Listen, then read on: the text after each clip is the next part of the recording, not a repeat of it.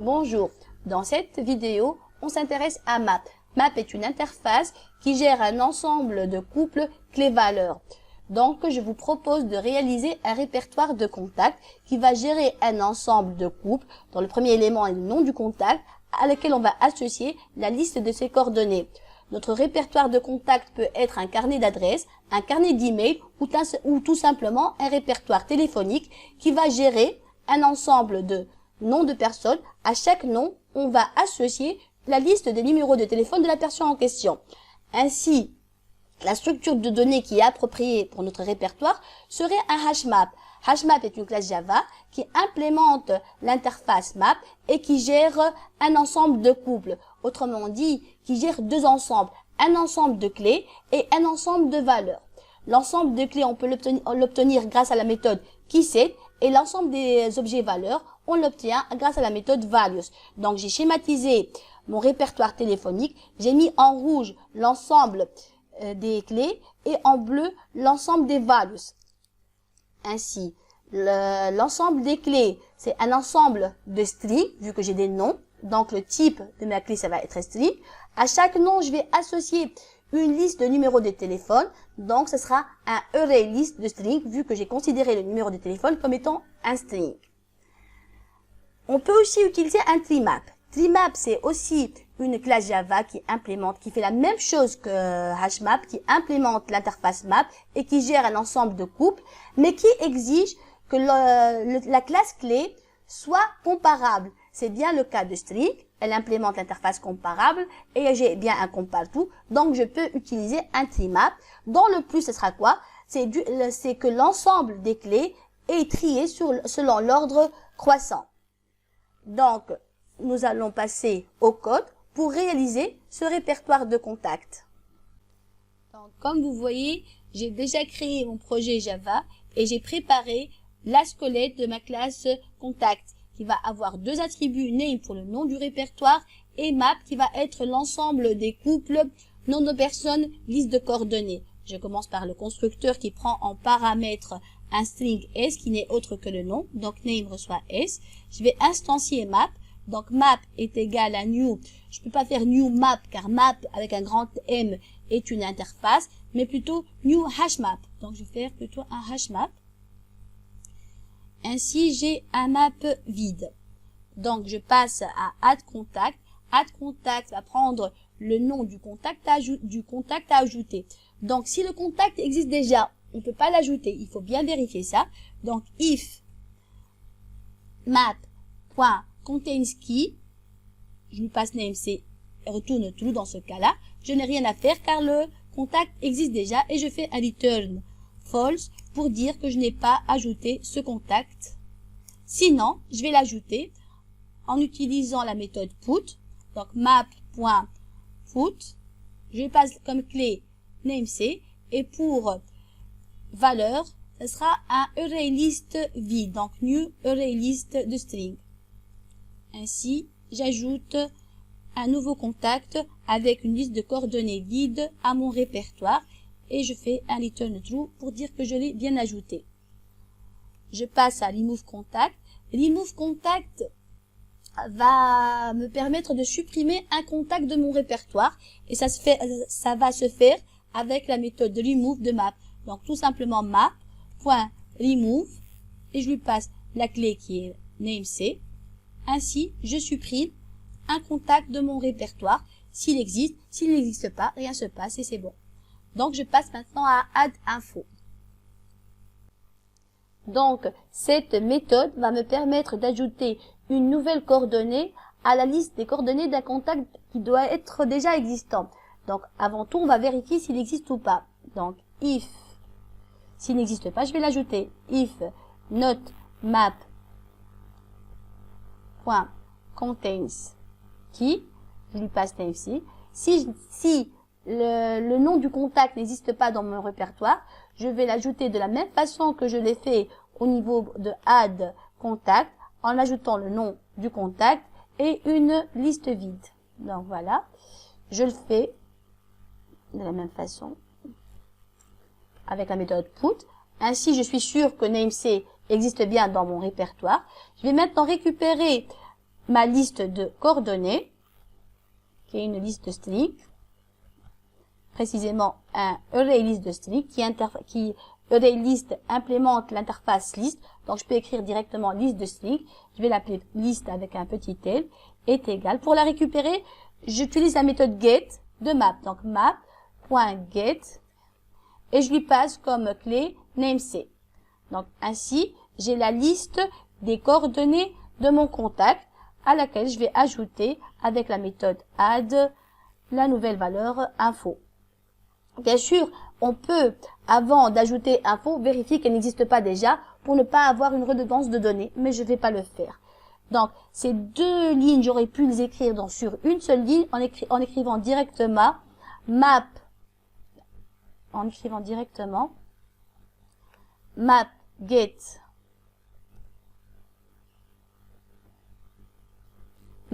namesay qui va me retourner la liste des coordonnées et directement j'aurais pu faire add info. Les deux lignes sont équivalentes à celle-là, mais juste je voulais vous expliquer que le get va me retourner une liste de string. Donc j'espère que c'est clair pour add info. On va passer à display all qui va afficher tous les contacts. Donc on va commencer par afficher le nom du répertoire. Donc system.out.println, je lui passe name. Et après, on peut faire la même chose avec system.out.println et je lui passe map. Il va m'afficher tout le map, mais sur une même ligne, ce qui n'est pas très lisible. Donc, je vais le faire pour qu'on le voit ensemble. Donc, je vais lui passer map, point virgule, j'enregistre. Et je vais tester grâce à main0 que j'ai déjà préparé. J'ai créé un répertoire que j'ai nommé mes contacts. J'ai ajouté 4 contacts que je vais afficher. Donc j'exécute pour voir ce que ça va nous donner. On va avoir le nom de mon répertoire mes contacts sur une ligne et sur une autre ligne, sur la même ligne, tous mes contacts avec leur liste de coordonnées. C'est pas très lisible, surtout si le répertoire est assez grand. C'est pour cela que je vais vous proposer une autre façon de faire. Je reviens à contact. Je vais pas utiliser directement systemout.println de map, mais plutôt, je vais parcourir la liste, plutôt l'ensemble des clés. Je vais faire for. L'ensemble des clés, c'est un ensemble de strings, donc string s, deux points qui se trouvent dans map.keyset, qui va me retourner l'ensemble des clés. Ainsi, je vais afficher la clé sur une ligne et la liste de la clé ou l'ensemble des coordonnées sur une autre grâce à map.get et je lui passe comme clé S. Et voilà. Ainsi, je vais avoir la ligne, sur une première ligne, le nom du contact et sur une seconde ligne, l'ensemble de ses coordonnées. Je peux aussi ajouter, par exemple, des étoiles pour séparer un contact d'un autre. Voilà. Je teste pour voir ce que ça nous donne.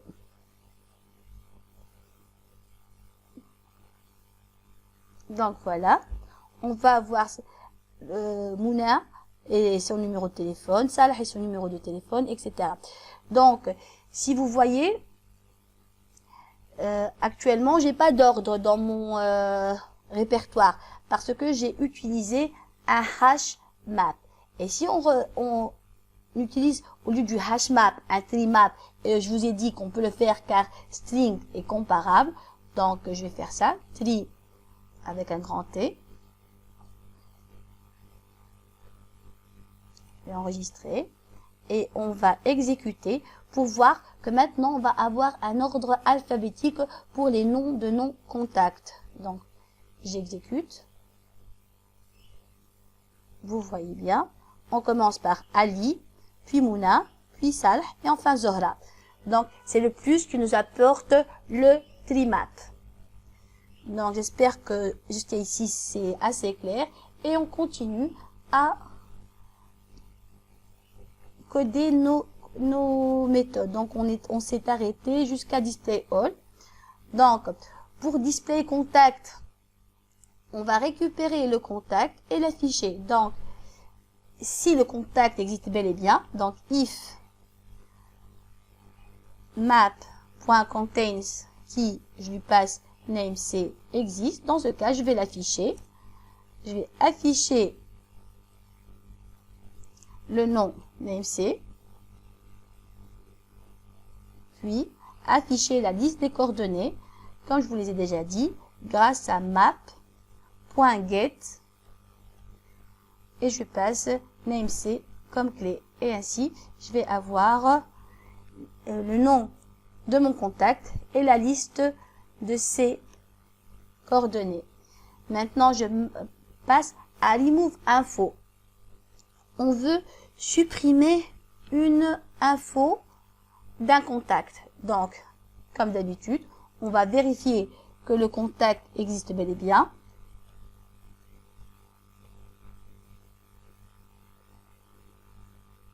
Je lui passe namec. Donc, s'il existe, je vais récupérer la liste de ses coordonnées que je vais mettre dans une variable que j'ai appelée liste. Donc, liste est égal map.get et je lui passe. Je récupère ainsi la liste de tous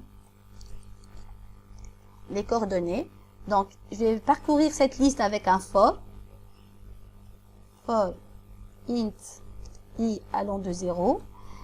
I est inférieur à liste.size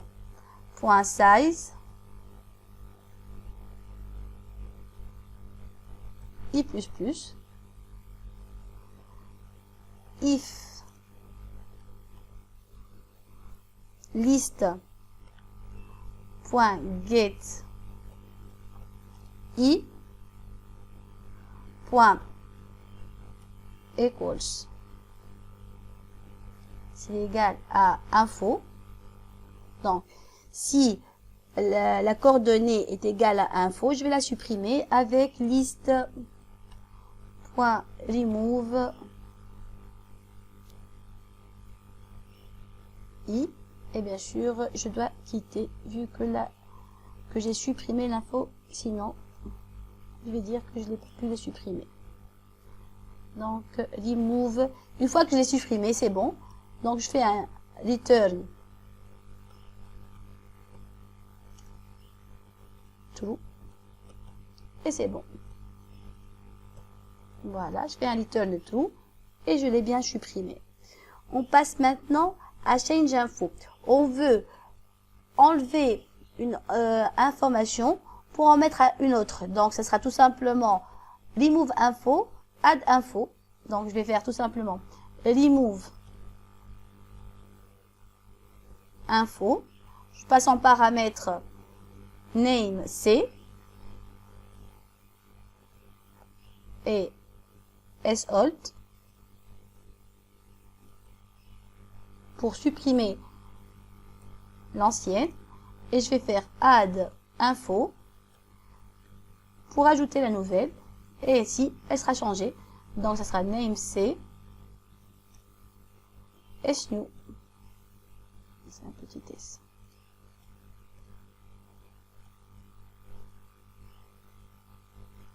En supprimant l'ancienne et en ajoutant la nouvelle, j'ai modifié l'information et c'est bien ce qu'on veut avec cette méthode. Il nous reste à faire fin de contact. Fin de contact, on va lui passer une coordonnée et on veut savoir le contact qui possède cette coordonnée.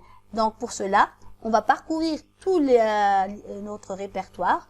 Donc je vais commencer par récupérer la liste des clés et de la parcourir. Donc la liste des clés c'est des strings, donc for string s, deux points, les s qui se trouvent dans keyset.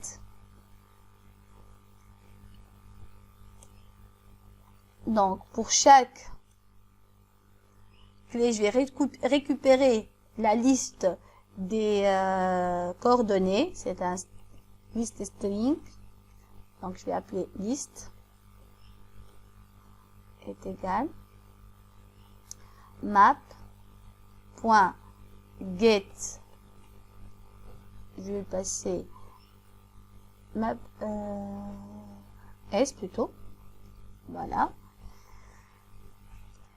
Et maintenant, je vais parcourir cette liste. Donc, ce sera for int i allant de 0 jusqu'à i strictement inférieur à list.size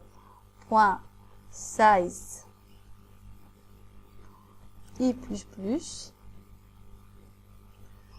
Donc, if list.get i, voilà, equals, pour comparer, equals à info. Donc si je retrouve la coordonnée, tout simplement je fais un return de la clé qui est return s. Alors, il manque un point virgule ici, c'est bon. Donc pour retrouver l'info qui peut correspondre à une adresse mail ou à un numéro de téléphone, je vais parcourir la liste de tous les contacts. Pour chaque contact, je vais parcourir la liste de tous ces coordonnées. Une fois que j'ai retrouvé l'info passée en paramètres, je retourne le nom de la personne du contact en question. Sinon, je retourne une chaîne vide. Ainsi s'achève le codage de notre classe contacts. On va passer au mail pour tester toutes ces fonctions. Donc, j'ai déjà préparé un mail, comme vous voyez, où j'ai créé un répertoire. J'ai ajouté à mon répertoire 2 contacts, Ali et Mouna, et je vous propose de tester les différentes méthodes que nous avons réalisées. Donc, je vais passer directement à l'exécution.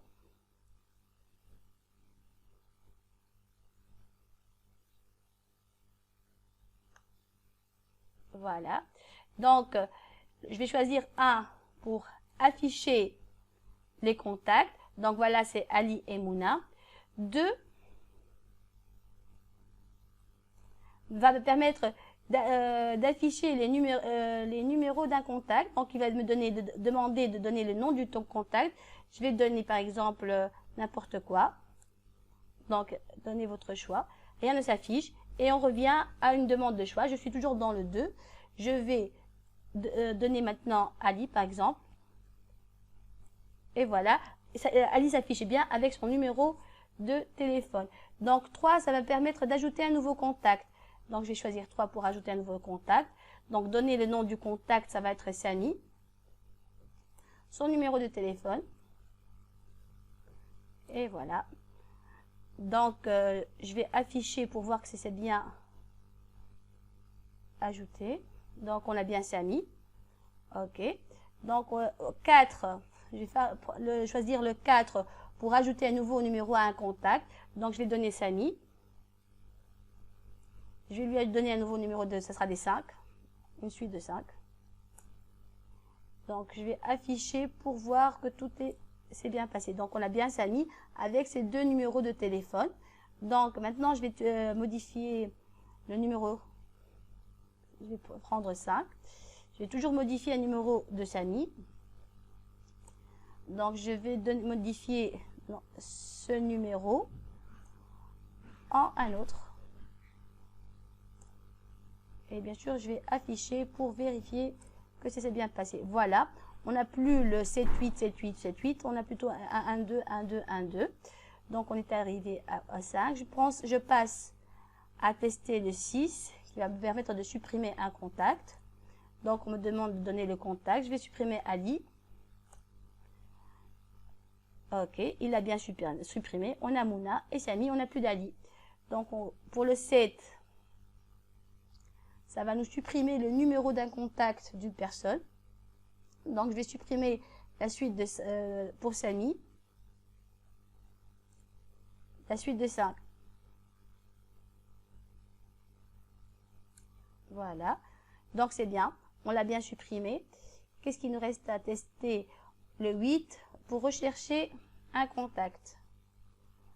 Donc, vu qu'il me reste 15, donc je vais prendre 1, 1, 2, 1, 2, 1, 2, 2. Et voilà, ça correspond bien à Samy. Ainsi, je vais quitter. Et j'espère que ma présentation ou que ma vidéo vous a permis de mieux comprendre les maps. Merci et à bientôt.